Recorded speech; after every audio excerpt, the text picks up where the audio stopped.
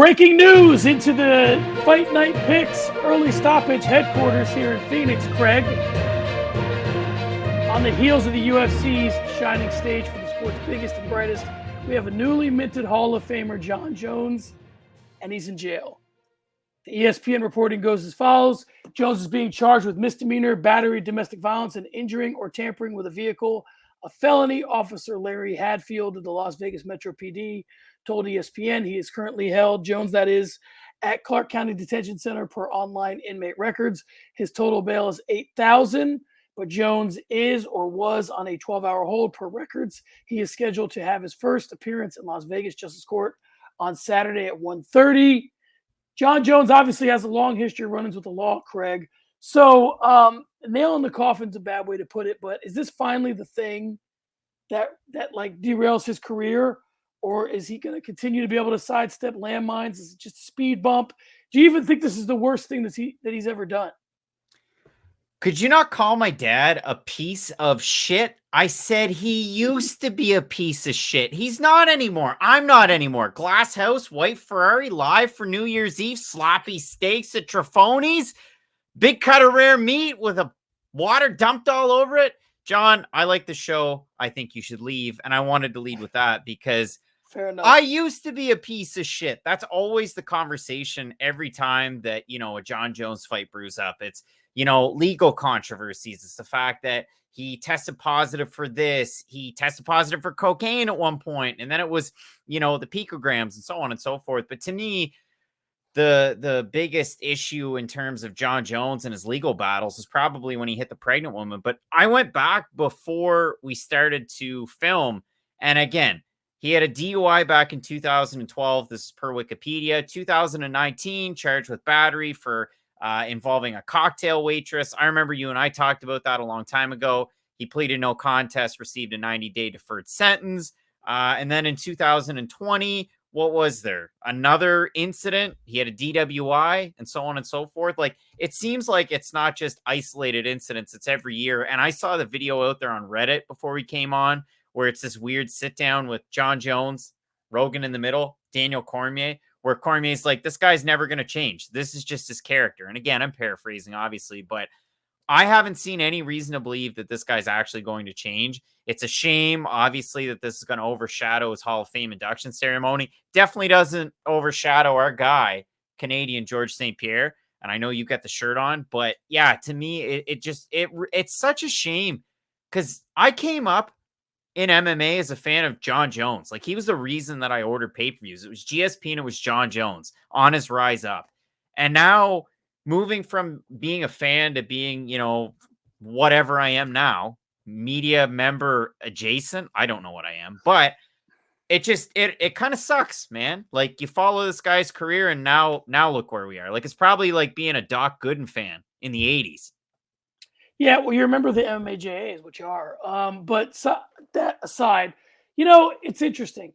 Thursday and Friday, or Thursday and Thursday night / Friday morning, if you will, the first thing I thought about was this is sort of a microcosm for this kid's life, which is the highest of highs and the lowest of lows, oftentimes back to back. He does something amazing and it does something horrible. Seemingly, obviously not if you were to look at the timeline exactly, but, it's kind of like he can't get out of his own way. And I guess for me, the biggest question is, he's going to be fine. He's going to fight again. He's going to be in the octagon again. That's just how Jon Jones's thing sort of plays out. But, sometimes, and I hate to invoke this name, I feel like I've invoked it before on either a different iteration of this show on a different network. But, when I watched the O.J. Simpson 30 for 30, it was like, man, there was all these little breadcrumbs that led to him killing Nicole Brown Simpson. Now, I don't think that that's what we're dealing with in Jon Jones, but I guess my question for you is, do you think that someday we're going to find out that things were a lot darker with this guy? Or do you think everything is at face value? He has an incident, he loses his temper, the cops come, and that's it. Do you think that or would we be seeing more? Like, it seems like, we see videos, he's shooting his guns, he's playing with his dogs and training them. He's living a generally happy life. And then occasionally he flies off the handle. Do you think that's what it is, or do you think there's something darker? It's already pretty fucking dark, John. Like, the whole Wikipedia thing, again, failed drug test, UFC 182, UFC 200, UFC 214, UFC 232. There's all these different issues. Now, 232 was a little bit different. And then you go down through championships and accomplishments, like longest UFC light heavyweight champion, fight of the nights, 2010 all violence team by Sherdog. Everybody reading those Sherdog publications, the real ones. But it's already so dark. You know, you kind of in the back of your mind go, okay, what's going to be like the cause and effect? You know, if a regular, average, everyday person had these things happen, you wouldn't have your job anymore. I definitely wouldn't have my job anymore. But the guy continues to get chances because of who he is. And it's like if Wayne Gretzky did these things, would Wayne Gretzky have been playing hockey a lot? I doubt it. If Ken Griffey Jr. did these things, would he have been a huge star in baseball? Like, it's just, I don't know. Maybe it's just the way that the sport of MMA functions. It's so weird to me that this just continues to happen. Obviously, things are cyclical. They're happening in a bit of a pattern. And nobody's kind of stopped them. Nobody stopped enabling them either. Yeah, there's a little bit of the enablers to it. I agree. But one of the things that sticks out with me in my brain here, and this is for a different reason, one of the greatest quotes I've ever heard about Randy Moss was he half-assed his way into the Hall of Fame. And like what he could have been versus what he was still amazing, right? I get those vibes with Jones sometimes. Like whenever we talk about John Jones, we talk about what time missed. All the time he missed for the failed drug test, all this time with this heavyweight flirtation. And it's like he's still probably the greatest fighter of all time, despite all of this stuff. And it's rare when we've ever seen someone who actually fulfilled their potential and yet still had everybody else gets submarined by their problems, right? Like you said, Doc Gooden, Darryl Strawberry, all these guys that were supposed to be something that get taken out by their vices and their lesser, the devil's on their shoulder. But John Jones somehow, I mean, listen, Craig, let's be honest. We both know he's going to go up to heavyweight. And whoever he fights, he's going to kick their ass. And that's why it's taking so long for him to go to heavyweight, because he's not going to go there until he's ready. And I just think that he's always going to be this weird two sides of the coin guy, where on the one side, he's this amazing fighter, probably the best we've ever seen. On the other side, he's this completely tragic figure, except for there's never been the tragedy. He creates tragedy. He doesn't experience it. Does that make sense? I don't know. I mean, the other real part about it is, okay, so this happens, you know, we kind of get a little bit more of a sense of what actually happened tomorrow. It's going to overshadow UFC 266. So take that for what it's worth if you're the UFC. And then the other thing that you have to consider, those next steps. I mean, we've seen John Jones come back as the babyface. We've seen John Jones come back as the heel.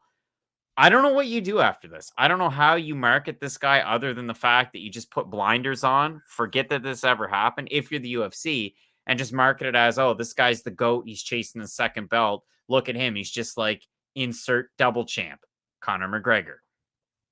You know, I hear you. And maybe Conor's the other example of a guy who constantly steps on his dick, but yet doesn't really ever lose any ground in doing so. So him and Conor have a parallel in that way. But I just feel like we've seen this before. It's going to be, he's going to go to court. He's going to get community service. First press conference back, John Morgan's going to be like, you know, based on everything you've been through, how has this camp been different? And have you turned a corner? And are you ready to change? It's going to be the same press conference asking the same questions John Morgan's asked 1,000 times. John Jones is going to act like this time's different. He's going to go beat the shit out of whoever he fights. And a year from now, he's going to do something else stupid. Unless the guy from ESPN in South Florida comes up with his pink shirt on and he's like, John, I got to know, what's your favorite drink? What do you like? Valentina, are you and your sister going to fight the Paul brothers? What's going to happen? Oh, boy.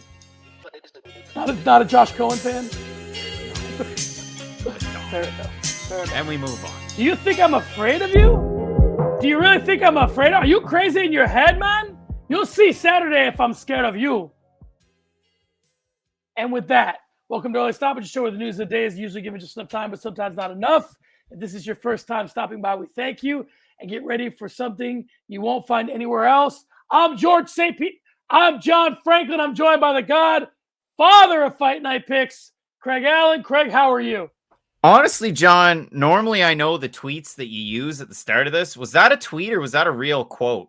Was that Was real? from the Nick Diaz, George St. Pierre press conference back in the That day. was your French Canadian accent?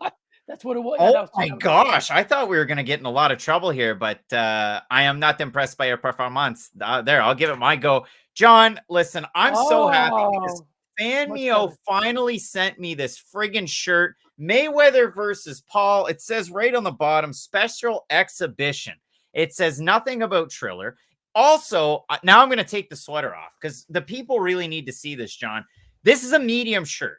I'm 5'11" on a bad day, 6 feet on a good day. I'm all skin and bones. This is the smallest t-shirt I own. It's the most uncomfortable t-shirt I own, but hey, long anticipated. It finally showed up, and maybe I'll wear it out and about. You can find me in Fredericton, New Brunswick, Canada, like John's t-shirt, Canada. You'll be able to find me out there. John, how many times have you been up to Canada? Once. Edmonton. Once? Yeah. One time? One time. What city? Edmonton. Edmonton? Yeah, I went to Cold Lake in the Air Force. Oh, well, yeah, that makes sense. You know who was up there too? James Blunt. James Blunt did a little bit of his military service here. How cool is that? And we continue. On this episode of Early Stoppage, we talk the Diaz brothers, Josh Thompson, all sorts of goings on in International Fight Week. But we begin with the eldest Diaz brother, Nick Diaz. Craig, in the words of DMX, the last time we saw Nick Diaz was the last time we thought we'd see him. And that was January 31st, 2015. I mean, did the whole Reebok deal happen in this guy's absence? Either way, he's back. He's fighting Robbie Lawler. And there was talk that with a win, he would get a title shot with Israel Adesanya. This fight taking place at 185 pounds. One, do you believe that? Two, does it say more about Nick or the state of the UFC's middleweight division? And three, how cool is it to have Nick Diaz back? Look who's alone now. It's not me. It's not me. If we're going with James Blunt, John, it's so cool that I'm looking at the UFC's YouTube page right now. And episode 3 of the countdown came out 6 hours ago, has 300,000 views. Not that great. Not that great. I was actually surprised that with the countdown, here's the thumbnails. First one that they have is Valentina Shevchenko and Brandon Moreno. I think that speaks waves about what they're going with in terms of marketing and promoting this fight. If this was a Poirier McGregor 4, you'd have those two, or one of those two, or at least Conor. The second picture for the second episode, Brian Ortega and somebody else that isn't even fighting on this card, Tracy Cortez. And in the third picture, it's just Nick Diaz. But if I go down through the list, if I go down and look at the videos that they put out trying to promote this card, the Nick Diaz videos take the cake. They're the most popular videos that they have so far. If we go back, we look at the countdown Volkanovski Ortega, 200,000 views. Countdown Shevchenko Murphy, 73,000 views. The full video of the countdown, 746,000 views. Diaz Lawler 2, 1.5 million views. I think the UFC is happy to have Nick Diaz back. I think Robbie Lawler sells too. I think Nick Diaz sells this card like completely. All the rumors around this fight are Nick Diaz rumors. I think that this is a great opportunity for the UFC. It even sold Dana White's Contender Series. So really, I'm glad to have him back. He's got a couple of teammates on this card too. Nick Maximov, that just like in the last hour has a new opponent in Cody Brundage. We also have, who else is it? There's somebody else on this card. Oh, Martin Sano, you know, the guy that hasn't fought in years and years and has lost arguably his last 3 fights. He's on this card as a favor. So a long-winded answer, John. I hate to steal the thunder, but I think it's great to have Nick back. Oh, no thunder stolen. Listen, I'm with you. I think that, you know, and if you're playing at home, go ahead and drink up. Here's the first Chael reference. Chael Sonnen says you reach the pinnacle in your fighting career when the result doesn't matter. Nick Diaz's results don't matter. Nick Diaz being in the ring doesn't, or in the octagon doesn't matter. We've seen this guy in 6 years. He's still a star. And he is one of the guys that has honestly figured out the boxing model and applied it to MMA, which is scarcity, right? When Nick Diaz fights, it's a big deal because Nick Diaz doesn't always fight. I think that he can still bring it. And the thing is, you know, this guy solidified himself as a gangster 6 years ago when he was facing 6 year ago Anderson Silva, not the guy that just, cracked Tito Ortiz around. 6 year ago Anderson Silva, and he laid down in the octagon.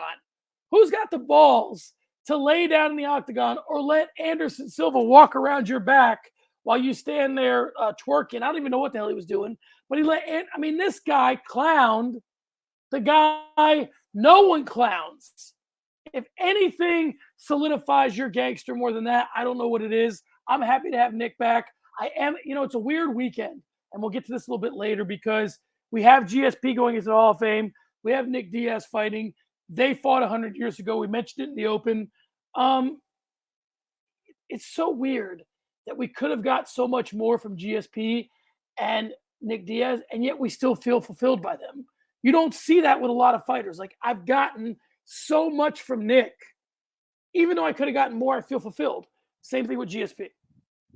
Yeah, it's one of those things. I mean, and I love your answer, John. To me, it's a real PSA 10. Cheap plug. Check out 15-minute card breaks. Air Jordan, a PSA 10 rookie card. You don't see it very often, John, but yeah, I definitely agree with you. And if we throw it back to the olden days of the UFC, we've got big news this week, and it's that if Uros Medic wins his fight at UFC 266, he won't be able to get another Joe Rogan bump as the broadcaster. He's out due to a conflicting hunting trip. John, Moose season just opened in New Brunswick, Canada yesterday. I saw 4 of them yesterday. I saw one of them on the back of a trailer today. But seeing as UFC 265 conflicted with Joe Rogan's comedy tour, should we be reading between the lines here, or is Joe Rogan still a selling feature with the UFC? I don't know that he's a selling feature anymore. I do think he's a prominent part of the UFC, but I think, the show goes on without him. They found other stars. Before, it was like, if you didn't have Joe Rogan, it was a big deal. It was always Goldie and Joe, and then sometimes you'd have like Goldie and Brian Stan or something. It wasn't quite the same. And then you started having so many other announcing groups that Rogan's absence isn't really missed. Like, I'm just fine with DC and Cruz. I'm just fine with all these other combinations. So I think that he's been talking about what his exit strategy is going to be from the UFC for some time. I hope that he figures out a way to do it smoothly, but he has all these clunky moments where he should show up or shouldn't show up. He's had a weird year. He kind of was a COVID denier for a while, then got it, said it wasn't a big deal, but threw the kitchen sink at it when he got it. So I just don't quite know what to make of the things that he does. It seems like, unlike everybody else, he can kind of come and go as he pleases with the UFC. He kind of his position in the UFC is set. So you can take a week off for a hunting trip because, you got, for lack of a better way of putting it, tenure. So I don't really know that he's as big of a deal with the UFC as he once was, but he's going to do what he wants to do because of his place in the organization. I mean, I brought up the metrics for this card over on YouTube as far as just those are concerned, and I look at it in terms of searchability. Not a lot going on for the UFC with UFC 266. And I mean, if I can break the fourth wall quickly, our video is doing pretty good for the picks and predictions. So to me, it seems like it's trending upward. But yeah, when you look at it and you kind of put it in context, Diaz is selling the card. He's not even a co-main or main event. He's a featured 5-rounder. But yeah, I don't think it's the biggest deal. I don't think anybody's going to buy the fight that wasn't before because Paul Felder's a part of it. So take that for what it's worth. But yeah, I don't think there's a lot of casual fans out there that are going, geez, I got to hear what Joe Rogan says on that broadcast when I can get his podcast for free. So it's a bit of a slippery slope. And we move on. Craig, this week, Sean O'Malley released a video of him talking to Conor McGregor with no sound. What do you think they were talking about? And how are you feeling about the fight that O'Malley has scheduled? All right, Conor. So, and this is me, Sean O'Malley. All right, Conor. So what you're going to do, you're going to take the baseball. You're going to put your 2 knuckles on it like this, and then grip it hard with your ring finger. And then when you let go, you push. The R.A. Dickey special. You're going to want to throw that knuckleball as best you can. And that's what Conor McGregor did. John, what did your son think about that? He hasn't seen it yet. He's not going to be impressed because my son's a lefty and he throws straight as an arrow. So he's not going to be impressed. Yeah, that was really bad. I don't know what they were talking about. Maybe tips on how to beat Brian Kelleher, but I doubt Conor McGregor knows who Brian Kelleher is. That guy's nasty. I mean, Joe Rogan said that about who? Like Cynthia Calvillo. Was it Calvillo or was it Claudia Gadelia? I think it was Calvillo. Maybe it was Esparza. That girl's nasty. But I look at it, Brian Kelleher's nasty. He's got a great guillotine. He's got a lot of good pressure. I don't know what they were talking about. Maybe marketing skills, how not to throw a baseball. I don't know. Yeah, I'm with you. I think that we're going to get to this later and start the conversation. I think that O'Malley wants us to think there's a relationship between Conor and him that there maybe isn't. But I think that listen, O'Malley's got his ears open, man. He's listening to what Chael says. He's listening to what Conor says. He's following the right playbook. In the end, he has to win. But he has accomplished a lot, as Chael said. Here's Chael reference number 2, without having a number next to his name. This kid is one of the most relevant fighters who ends up pretty high on cards without having a number next to his name, which is a pretty impressive accomplishment. So I think that he maybe picking Conor's brain for something, or might have just been talking to him about somebody that was standing backstage or asking him about Floyd Mayweather. Who the hell knows? I think that if it was that relevant, maybe you include the sound, but it's better, and it's a better piece of marketing to not include the sound. So props to O'Malley for realizing that and using that as a good marketing ploy.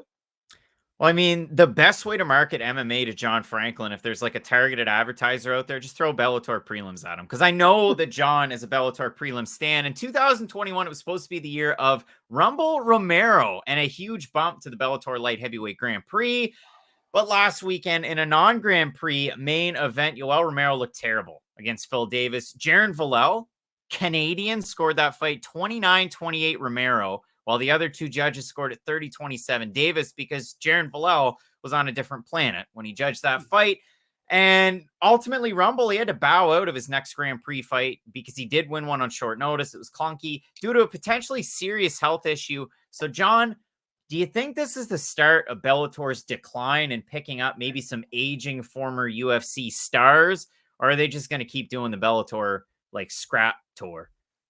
I think they're going to keep doing the Bellator scrap tour, but the hopes, if you're a non-UFC promotion, is that you can get all the stars to align, right? When you get in the business of saying we can't get the guys in their prime because those guys want to fight in the UFC.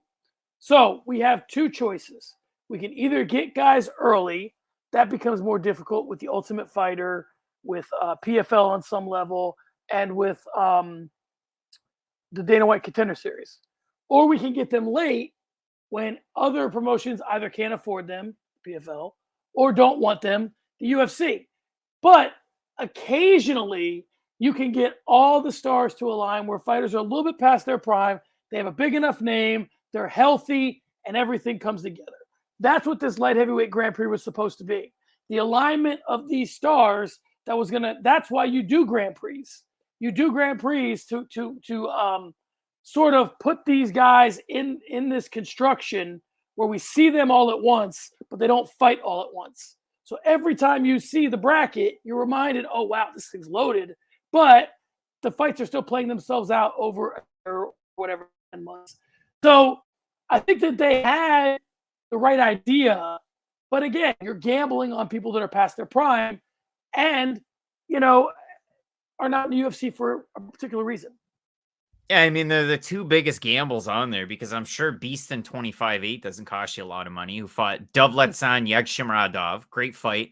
Vadim Nemkov's your champ. That probably cost you a little bit. Ryan Bader, the former double champ, like he's a part of it too. But I would think, dollars and cents wise, Romero, Rumble, probably the 2 most expensive guys there. Now that Rumble's out due to injury, we'll see what happens. And yeah, I mean, for Yoel Romero, it was bad. Like, even after the fight where he goes over and he's asking like, oh, no, what do you mean? I thought this was 5 rounds. Like, it was a bad look, and it really sucks if you're Coker. We move on, Craig. This week, Alexander Volkanovski returns to the octagon for the first time in what seems like forever. But his fight with Brian Ortega, which should be a banger, seems to be taking a back seat to a lot of other fights on this card.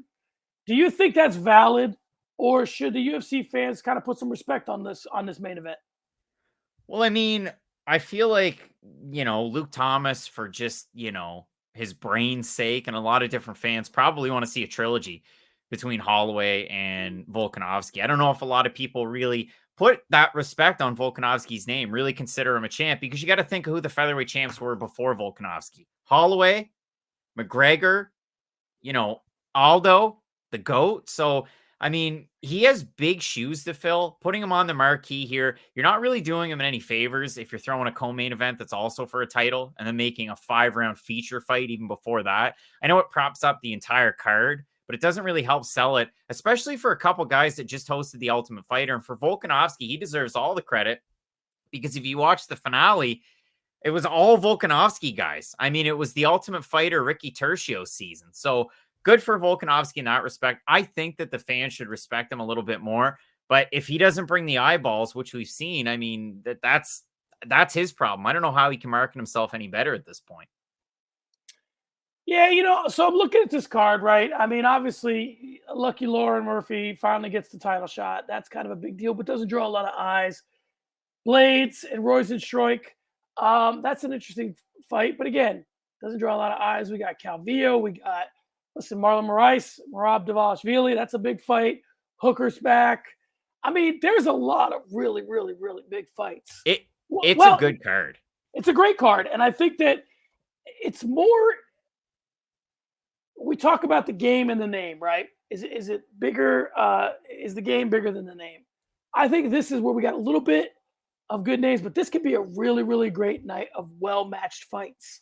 And I think that's what makes it interesting. I hope that Nick Diaz brings a lot of eyes to this, because this could be one of those cards that kind of sneaks up and does a huge number. Because I do wish it was a little, I like Hooker and Moraes on the prelims. I don't know, and Dawkins, I don't know that that's going to get more pay-per-views purchased necessarily, which is what you sometimes try to do with the prelims. But yeah, man, it's a hell of a card, and I think that main event's going to be a banger. So I'm very excited about this card. It's unfortunate that I'm not going to be able to see it. I have a prior engagement because I'm. How are you going to recap it? That's a good question. But yeah, the recaps are on the Patreon anyway. So I think that, yeah, I gotta figure out a way to see this thing, because I'm an old white man and I'm doing what old white men do this weekend. I'm going to see the Eagles in concert, which I've never done before. So yeah, I'm excited about the card when I do get to see it. And I'm going to have to just, I'm just going to have to bite the bullet and drop down the money, because there's no way to go watch it at a restaurant or anything.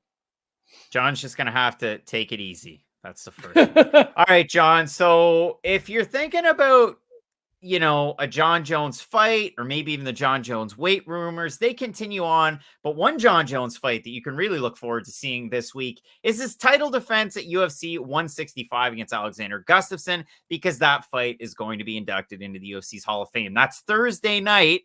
Where this show comes out, I don't know, but it's on the Thursday night. That's when it gets inducted. Also inducted into the Hall of Fame, George St. Pierre, Mark Ratner, Kevin Randleman. So how amped are you for the show under the September pandemic circumstances?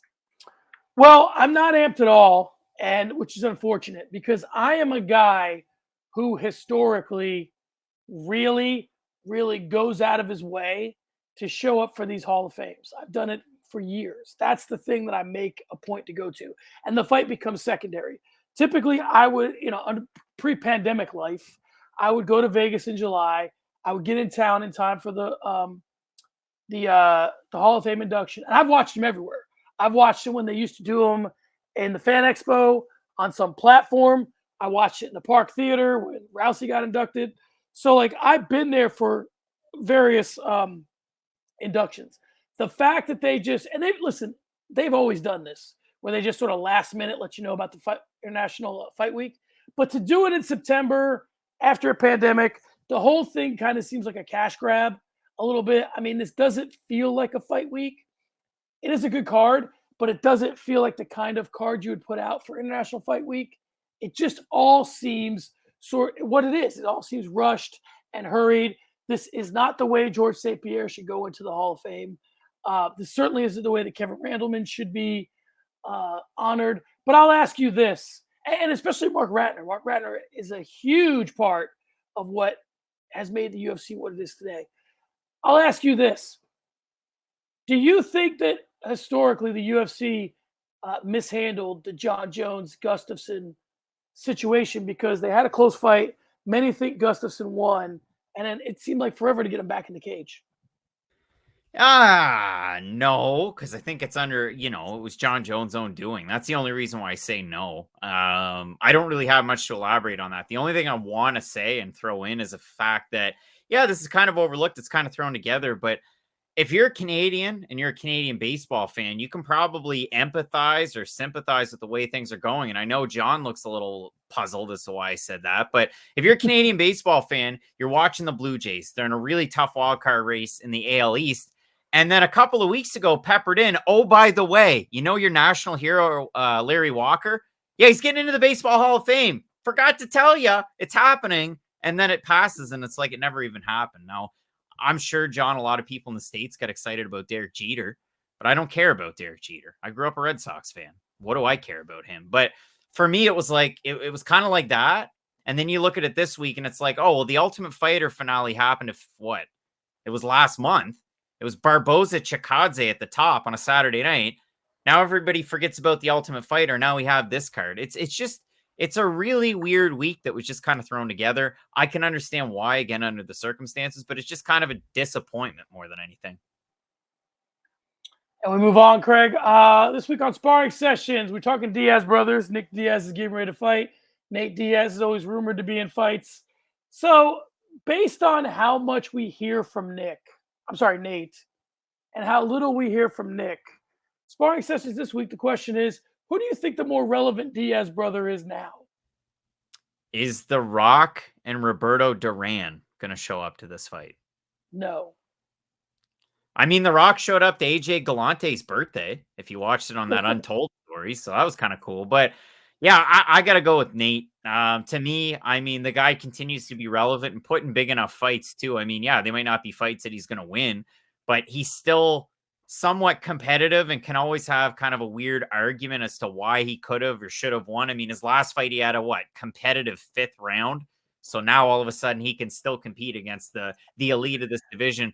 To me, for Nick, it's the fact that, yeah, you haven't fought in 6 years. Like, you have a big fight against Robbie Lawler, but he's not ranked. He's lost 4 fights in a row. Nate's still going up against decent competition. I got to go with Nate from that respect, but I'd love to hear what you have on this one. I'm going to say something that every Diaz fan is going to hate. I'm with you. I think it's Nate because, and this is where it gets a little spicy, Nick's a champion and Nate's a journeyman. And I think the fact that Nate beat Conor sort of balloons who he actually is. And I think that for Nate to do what he's done with the skill set that he has, never really fighting at championship level, is more impressive than Nick, who is a championship fighter. Like, Nick should have the reputation that he has. Nate shouldn't. And it's very rare when the younger brother eclipses the older brother, when the older brother's good. Like Derek Carr being better than David Carr, he should be more famous and more touted than David Carr. David Carr was a car accident. Eli Manning isn't better than Peyton Manning. You know what I'm saying? All the younger brothers never outshine the older not brother. better than Craig Allen. I know. Yeah, I get it. I knew that was coming. What do you think Takanori Gomi's answer is to this one? Because he got armbarred by Nate and he got go-go plotted by Nick. I wish we should have got him on. Yeah, I think he's probably a Nick fan. Attention gamblers of all shapes and sizes. Our friends at Manscaped have a can't-miss bet for you today. The leaders in male grooming just launched their 4th generation performance package, and betting odds are in your favor when you use the Lawnmower 4.0 on your balls across the board. This is the package to get you in the mood for whatever your gambling heart desires. Ready to take the leap in male grooming royalty? 2 million men already have. Join the Manscaped movement by going to manscaped.com. Get 20% off with the code FNP. Now, John, we've all had weird ball trimming stories, and you're going to share the first of yours because everybody at Fight Night Picks knows that I'm a big fan of the Lawnmower 4.0. Now, if I'm not mistaken, yeah, I still have the travel lock on mine because when you're traveling, you got to lock that stuff up. John, at the risk of your wife, your friends, and your kids hearing this, are you a shower shaver like I am? I am. Yeah, Because exactly. I'm an old guy. I'm a hairy guy. I can't do it anywhere else. No, that's the point. So I'm gonna triple tap my old lawnmower 3.0, 4.0 rather. There we go. Now it's gonna go down. How handy would that be if you had it? It would You be see very that? handy. Look That's at the that. 4000K LED light that comes on that puppy. The other thing that you can do, you can also pop the top off. So if you ever need to clean it out or oil the motor like you should, grease it up, you can do those things. Hitting a favorite is fun, but shaving my balls with confidence, the folks at Manscaped have given me just that. And they have my trust when I'm trimming my boys. The recently released Lawnmower 4.0 trimmer is a favorite of mine. And I know for John Franklin, a favorite of his is something that I also have in this tickle trunk of mine. That's a classic Mr. Dress Up reference. The Weed Whacker. John, where is your Weed Whacker? It is at work. I keep it at work. I keep it in the car because I'm an old guy. So I realize when it's needed in the ears, when it's needed in the nose, in my car, not in my house. I'll be in the car, touch my nose, go, okay, that needs some attention. Touch my ears. Oh, there's something going on there. Look in the rear view. That's when I know that I need to get that particular trimmer involved in my life. And Manscaped sent one to John in Arizona. It's worked out great in the heat. It works up here in the cold as well. And if you pick up the Manscaped Performance Package 4.0 as a bonus, the add-in to their performance package is the boxers and the shed travel bag. These tools get your boys in your comfort zone before the game starts. So get 20% off and free shipping with code FNP at manscaped.com. That's 20% off and free shipping with code FNP at manscaped.com. Fellas, don't gamble on shaving your balls with the wrong tools. Choose Manscaped. Your balls will thank you. Craig, we move on to For the Gram. Let's talk about boxing because we can't not talk about boxing, right? Yeah. So this weekend, Canelo Alvarez and Caleb Plant are getting together. Jake Paul's making overtures to Tommy Fury. So much for the retirement. Which are you more interested in? This is weird. And a lot of people know this about me in particular. I'm a super casual boxing fan. I'm never going to say I know a lot about boxing, but I watch a lot of these exhibition fights or some of the bigger name ones like Tyson Fury fights, Deontay Wilder fights, like when he's fighting the adopted Canadian Bermane Stiverne. But to me, I watch every single Canelo fight. So whether throw a name in there, Kovalev, whoever, I've gone out of my way to watch them. I'm excited about the Caleb Plant fight. From what I hear, it should be halfway competitive. A little bit more so than maybe the Billy Joe Saunders fight was. There's the Tyson Fury connection, but I'm excited for that fight. I don't really care for these Paul brother fights anymore, if I'm being totally honest. I know I've said, maybe I would watch the Woodley Paul fight, but I didn't actually end up watching it. I've kind of had a bit of enough of the Paul brothers for a little bit, but I love watching a Canelo fight, man. That guy's canned lightning. So are you in the camp of that kid? I can't remember who he is, but he was doing a interview with Jake Paul, and he said, I got to be honest with you. I want to see you get knocked out. I saw it on TikTok a couple times. And Jake Paul, you know what's funny about Jake Paul? Sometimes he handles the game perfectly, and other times he takes things like personally. Like if you're Jake Paul and some random podcaster says that he wants to see you get knocked out, the play isn't for you to say that you would then fight that podcaster. You're supposed to be above that, Jake Paul. Relax. So yeah, I think that I'm interested in seeing Jake Paul fight a boxer, like a legit boxer. Tommy Fury is definitely that. So that to me is the most on the level fight that we will see. That's out there in the somewhat in the atmosphere. But you're right. I mean, watching Canelo Alvarez fight is always good. I mean, he's a stud. Does the what Dana said and the whole press conference of it all with Canelo and Plant get you any more interested in the fight or whatever? Somebody should have stepped in. Yeah, I mean, it doesn't get me all that more riled up. I was going to watch it anyway. If it attracts a few more eyeballs, that's cool. I mean, did you watch the Canelo interviews with Graham Bensinger? No. I find him Who an is oddity. that guy, by the way? He gets the best interviews. I've watched all those things where it's like, this is where he came up. And it was like almost like Ariel Helwani, like just popping up out of nowhere, interviewing people. And now all of a sudden he's built this repertoire. But honest to goodness, I watched him on YouTube. Does he work for himself or does he work for somebody else? Like, it's impossible to tell. Anyway, the Canelo interviews were really cool. Anyway. I enjoyed watching them. Yep. Yeah, I think that I'm from this camp. Okay, I'm not a guy that needs all this crap at press conferences or at weigh-ins because I'm from a push here and there. Then you get people, separated. That's enough for me because I'm of the belief you get paid to fight, so only fight when you're getting paid, right? Not at some press conference, not at the weigh-in. You fight in a ring in your shorts with gloves on. No need to exchange punches at some press conference. All right, Craig, we move on. Let's talk about Alistair Overeem. He said he'd like to retire in 18 months. Sounds like, my uncle or something with this plan of when he's going to retire. Why 18 months? Is he trying to hit some sort of number? Is he going to start collecting Social Security? Where do you think the 18 months is coming from? And do you think that he should wait 18 months or could he retire in 18 days? Does it matter? He's got a disgusting fight coming up in a month and 1 day. So depending on when this show comes out, October 23rd, do you know who Alistair Overeem is fighting in Glory? That's a low blow. He's fighting Rico Verhoeven. Do you want to see that fight? I don't, because Rico's going to knock out Alistair Overeem, and it's going to make me really sad. Glory will gain a fan in me because I like Bazooka Joe Valtellini, and he's Canadian, but I don't need to see that. I'm not. I'll tell you this. This is one place where I know that we differ. I'm not in the I don't need to see that camp. I'm in the if Alistair Overeem wants to step in there with a kid that's known to be a savage and take people out, and he's still got those balls, then he can climb in there and let's see what happens. I'm happy to watch a big name get knocked out anytime. Doesn't matter to me.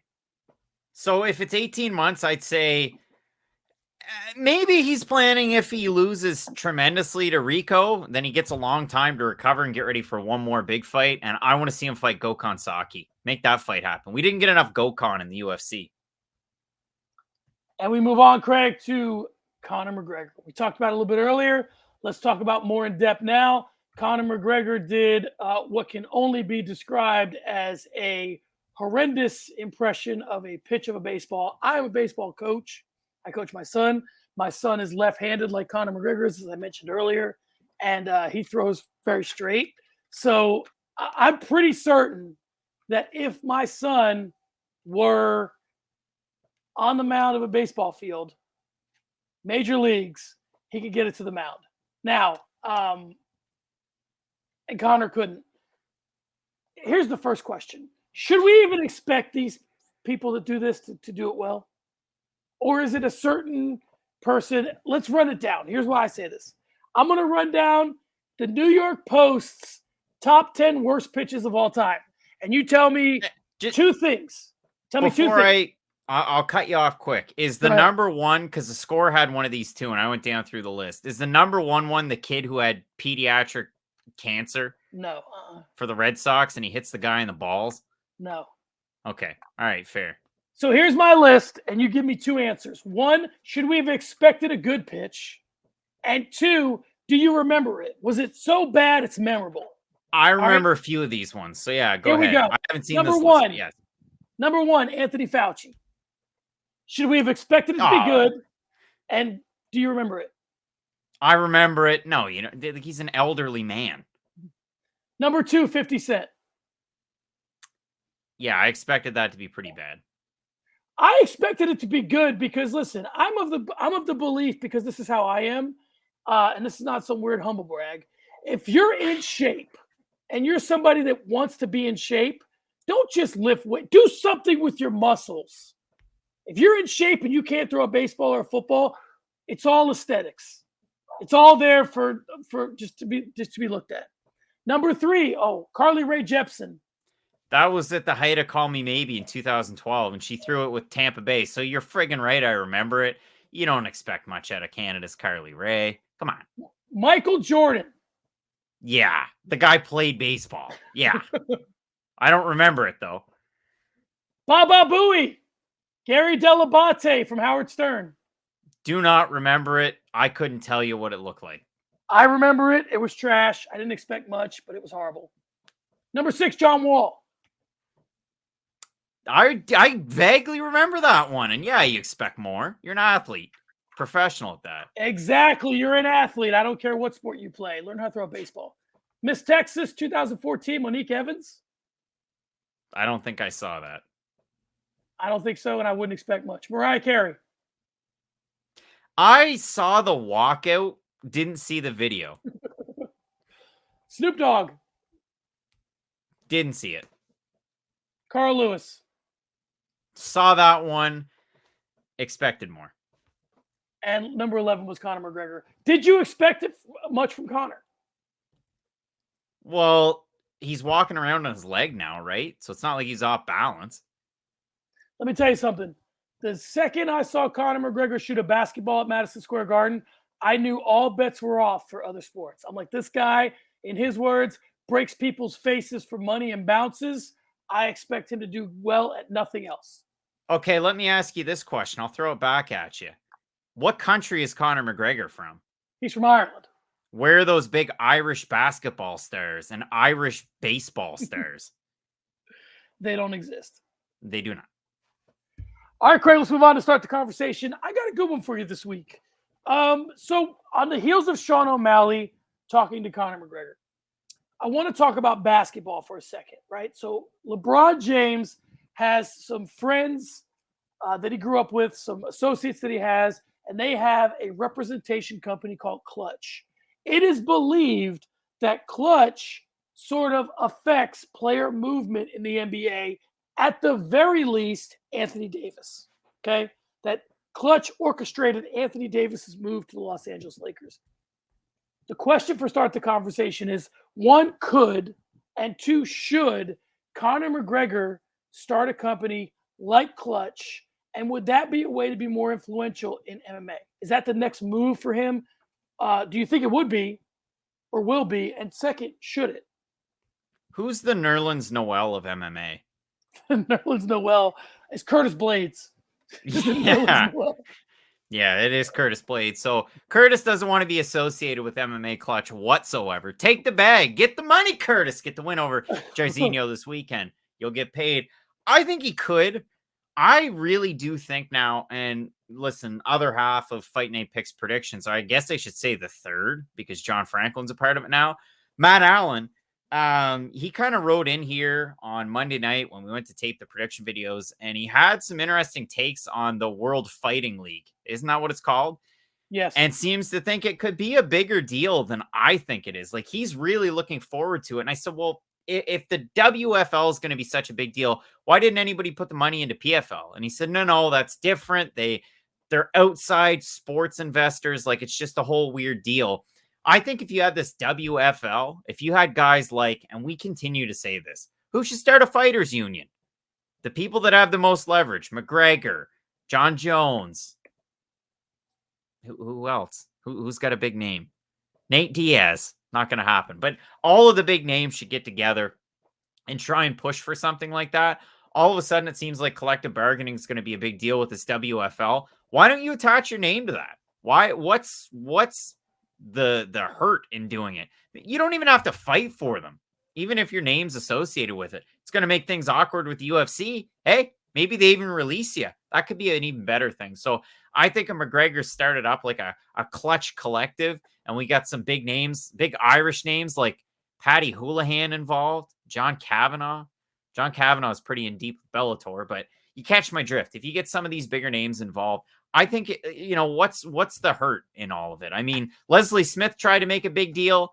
Cajun Johnson tried to make a big deal at Project Spearhead. They didn't work. Let's go McGregor. Let's go MMA Klutch. Here we go, Curtis Blades. Here's the interesting thing about baseball, football, mostly the NBA, is that these fighters now, and old basketball players hate this, but they're all friends, right? And the reason they're all friends and they don't really get in each other's ways is because the difference between Charles Barkley and Ben Simmons, well, there's a lot of difference between those guys, but one of the big differences is Ben Simmons would be a bad example.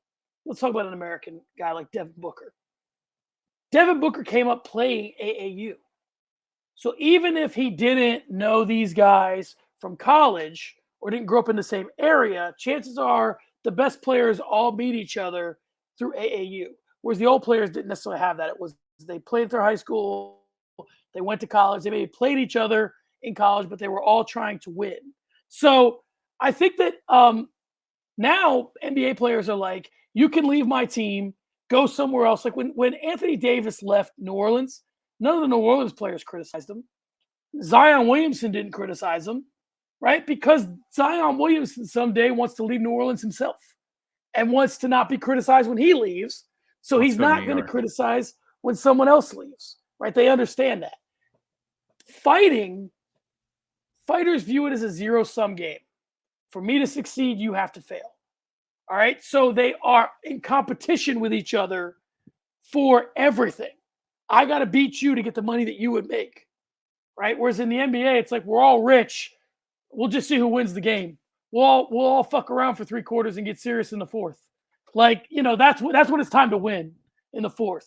The entire league, and this is an old man rant, but the entire league has become the all-star game, right? Except for the playoffs. We just kind of let each other look good and create NFTs for 3 quarters. And then in the 4th quarter, we'll get serious about it. And the MMA is not that way. I mean, listen, Kamaru Usman, Israel Adesanya, Francis Ngannou, those 3 guys alone and a couple of other guys. So now if you take Kamaru Usman, you add Gaethje. If you have Israel Adesanya, you add Hooker and that whole contingent, right? So now you have a group of people that has the leverage to affect what the UFC can do. They don't think that way. They just don't. They're not doing that. They're not trying to do that. They could put together a group of fighters that could control, say, hey, guess what? Tonight, we're not fighting. Because 2 of the guys that you named, Usman and Gaethje, their manager is Ali Abdelaziz. I doubt he ever does that. That's the only trouble there. I agree, right? They listen to Ali above listening to their own self-interest. So I'm with you. So we'll see. I think Conor could pull it off. But again, here's the thing. Conor could bring people together, and Conor could certainly give them good advice. The problem is there's no leverage. Unless you're a fighter, we've talked about this before, unless you're a fighter who's willing to take a night off on short notice, like tell Dana after the weigh-in, guess what? I'm not fighting tomorrow unless the numbers change. And you're willing to go through with it, it's never going to happen. They're never going to change. So listen, look, even something like the Black Lives Matter in the NBA, they were willing to sit out if things didn't happen the way they wanted them to. That's how you force change. You have to have leverage. All right, Craig, I got nothing for Finish Strong. What do you got? Matt Brown is going to fight Brian Barberena. How excited are you for that one? That's an old guy fight. It's going to be a good fight. It's an old guy fight. That's an old guy fight. Derek Minner, Ryan Hall. Does that float your boat? Couldn't care less. Okay, one that you're going to care about because Fight Night Picks fans will. Gerald Meerschaert just had a huge underdog win. He beat Makhmud Muradov, who was knocking on the top 15. Now the UFC gives him UFC newcomer, and I'm going to do my best, Abusufyan Magomedov. How excited are you for that one? I can't control myself. Not a lot of big fight announcements. This is how unexcited I am. I'm going to transition you even bringing up Gerald Meerschaert into talking about Khamzat Chimaev. Quick question as we depart here. Do you think we'll ever see Khamzat Chimaev again in terms of like does he have a run left in him, or is he just a guy we're gonna tell our grandkids about? Oh, what if he was this? I think he's got a big opportunity against Li Jingliang, who is a game opponent. Like you've seen him fight, I've seen him fight. The guy puts on performances, whether he wins or he loses. He's mean when he's in there. I mean, look at what he did to Jake Matthews when he went for the old eye gouge. So the guy brings a fight that could bring the best out of Chimaev. Hopefully he's healthy. If he's healthy and he beats a guy like that, yeah, I think he still has a run in him. I really do. It's unfortunate with all the COVID stuff, but I think he still has a run in him. All right, guys, there you have it. Craig can be followed at Craig on FNP. I can be followed at SM Cornerman. The fight has been stopped. We'll see you next week. Craig, say something about our fantasy football league. John Franklin's TikTok game is insane for a guy in his 40s. You know what? If you guys want to know, TikTok at, what is it? I'm going to give you guys on the Patreon, I'm going to give you the TikTok address. Let's see if I got it here. At Franklin Fantasy League. You're going to have no context for anything because all the TikToks are just for the guys that are in the fantasy league. But check it out. We have some fun. Holler at your boy if you see him in the streets. Peace.